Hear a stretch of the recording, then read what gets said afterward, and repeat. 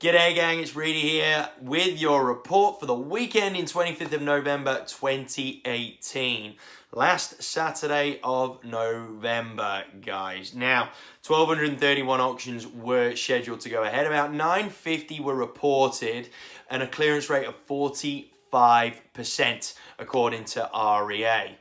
Now, I wanted to break from the norm of talking about auctioneer motivation and what are we doing to help our vendors, so on and so forth. I wanted to talk about a clip that I made on Saturday morning, this clip in fact, on Instagram, in which I questioned the industry's mentality around how it treats its consumers. Now, if we have a think about the type of people that we're auctioning to or that we're selling to generally, so it doesn't have to necessarily be auction. You've got a lot of people, for example, on Melbourne Cup weekend, their religion dictates that they don't gamble in any way, shape or form. You've got a big portion of your marketplace where they are so frugal and so careful about how they spend their money that in no way, shape or form would you be seeing them caught dead in a TAB of any description.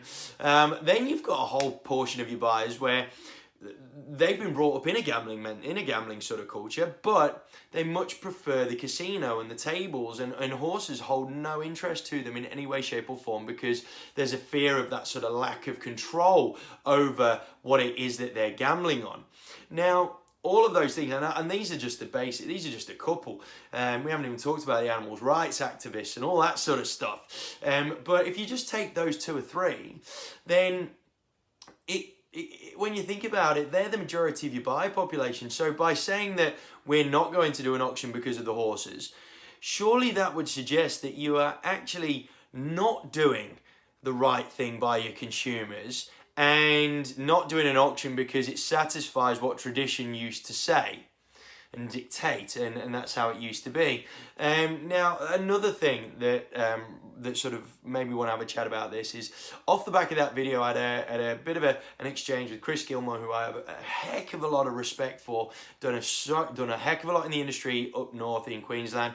His personal life, you know, I mean, the guy does triathlons in his spare time, for God's sake, so he's a pretty high-performing individual, Formula 3 racing and all that sort of stuff. So the dude has got a tremendous amount of respect coming from me.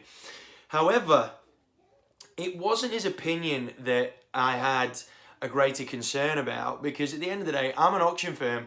I am saying right now that I don't believe that auction is the right way to go for every single property. I don't. I've been an agent for a few years before this, and I'm telling you now, there is no way that I would suggest to every single person, every single vendor, that you would go ahead and do an auction. Heck no. However, the mentality around Chris's argument towards me was, again, it was a very dated style of debate, in that, you know, we were going off, or his argument was going off the basic paper, you know, the basic sort of surface facts that the clearance rates were low, so therefore doing an auction would be the worst thing that a vendor could possibly do. Now, my query, my question, my concern towards Chris and people that have this type of opinion is your opinion in the best interest of the consumer, or is the opinion in the best interest of what you believe is the right way forward? Surely an argument to suggest that auction is the worst way to go and therefore it should be blanket private sale on everything is exactly the same argument that you're trying to use against auctions. Now, again, like I said, I'm not here punching in the corner of auctions because I don't think it is for every single property. However, we've got to make sure that our conversation is around having a much more open mind towards what the consumer wants, what the consumer situation dictates, time frames, so on and so forth, financial position, whether they're struggling, so all that sort of jazz, before we give our remedy, before we give our prescription. Now, another thing that, again, concerns me as a second sort of part to this is when when we're saying all these things like, auction's the worst way to go, it's got to be private sale all the way.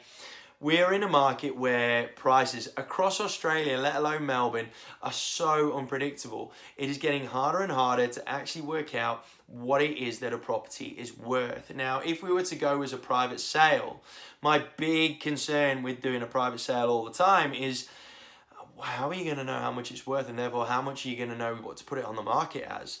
Because every week that a property is on the market, and this is a statement of fact, it weakens its position. It weakens what it's trying to achieve because of the fact that it will be on for longer and longer, and time will prove that it's not worth what it is we're trying to achieve.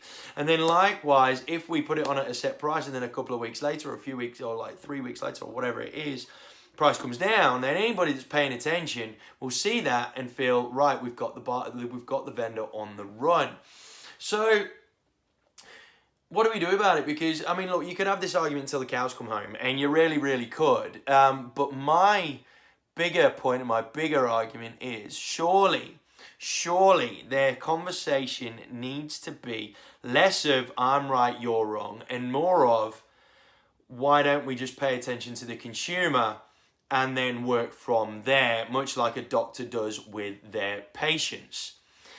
I think that's where the argument gets won and lost right there. And the other thing with that is, something was mentioned to me about, now is a great time for good old-fashioned service, customer service. And I completely agree with that. However, we need to look at the terminology around that whole thing of service, because I do believe, last time I checked, that doing good human service, being a good human being to one another, and doing the right thing, transparency, so on and so forth, having a decent moral compass, that was not old-fashioned. I think that was supposed to be an ever-present. Now, the big the question that I'm sort of querying about the industry with this is the language and the terminology around good old-fashioned customer service. Is that it's not very appealing to those that are under 5 years in the industry. They want things to happen quicker. They want things to be more efficient. They want, that's the way that the world is. That is the way that consumers want you to treat them in the main, because time is such a valuable commodity.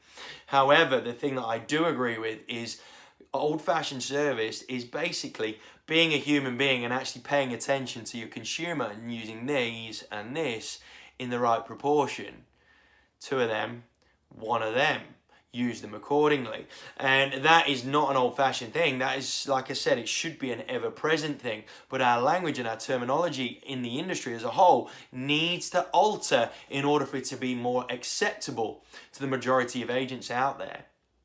So there's a couple of things that I wanted to get off my chest there, and I'm hoping that it'll promote a bit of conversation, because I do feel that we can still provide good old-fashioned service in a way that is more efficient, and we can educate the industry as a whole, particularly those leaders like Chris, who is a leader in the industry. So let's not just start turning this into a slagging match like some of the conversations happen in Facebook land, because it's just ridiculous and it's not helping anyone. This chest beating nonsense, get rid of it, guys. But at the same time, I think there needs to be a bit more active questioning and debate of what the status quo is, and whether we should be looking at it and suggesting that we should perhaps make some changes that will affect the consumers in today's marketplace. There's my report. There's my thoughts. There's my conversations that I'm hoping will get started off the back of this. Enjoy your week, gang. I hope the hammer falls for you all. If you do have auctions coming up, it is a bit more of a bigger weekend as we head into the 1st of December. But until then, take it easy, gang, and I hope you have a great week.